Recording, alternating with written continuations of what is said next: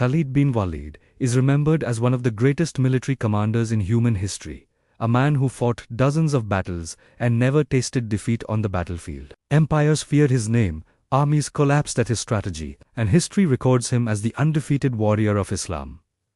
But here is a question rarely asked, and even more rarely answered. If Khalid bin Walid was undefeated, why did his life end far from the battlefield, on a bed, without martyrdom? That question hides a secret far deeper than war. Before Islam, Khalid bin Walid stood against the Prophet Muhammad, and his tactical brilliance caused heavy losses to the Muslims at Uhud. He was intelligent, fearless, and ruthless in combat, yet something extraordinary happened after he accepted Islam.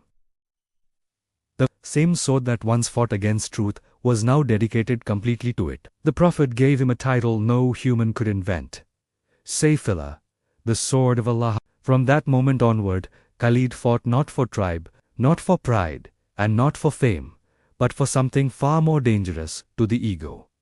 He fought for truth. Battle after battle, Khalid bin Walid dominated the field, defeating forces far larger than his own, breaking empires that believed themselves invincible. Yet here is what history books often miss. Despite all his victories, Khalid never considered himself successful because of war. He considered himself successful because of obedience. When the Caliph Umar ibn al-Khattab removed Khalid from military command, many expected rebellion, anger, or withdrawal. After all, this was the undefeated general, the hero of the battlefield. But Khalid did something that shocked even his enemies. He accepted the decision without protest. No anger, no ego, no demand for recognition. He continued fighting as a regular soldier under commanders who once stood beneath him. That moment revealed his final secret. Khalid bin Walid did not fight for leadership. He fought for Allah.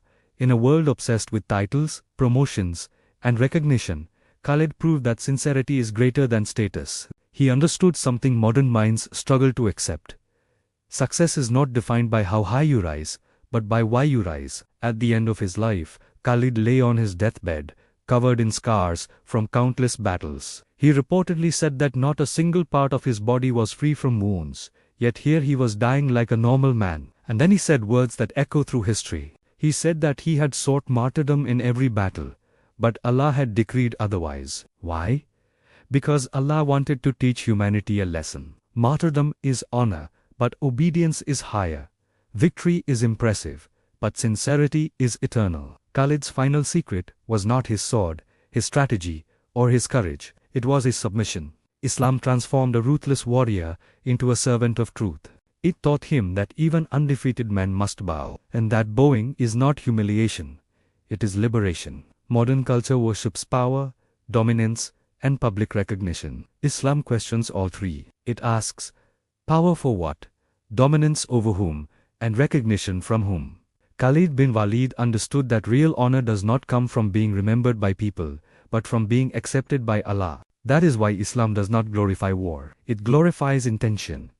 It glorifies restraint. It glorifies obedience even when the ego screams for control. Khalid's life proves something uncomfortable for modern thinking. Strength without submission leads to tyranny. Strength with submission leads to justice. And this is why his story unsettles many minds. Because Islam does not reject strength. It disciplines it. It redirects it. It humbles it. The undefeated warrior's final secret was not victory. It was surrender. And that surrender made him truly free. If this story challenged your idea of success, stay with this channel. Here, we don't romanticize power. We examine truth, one story at a time.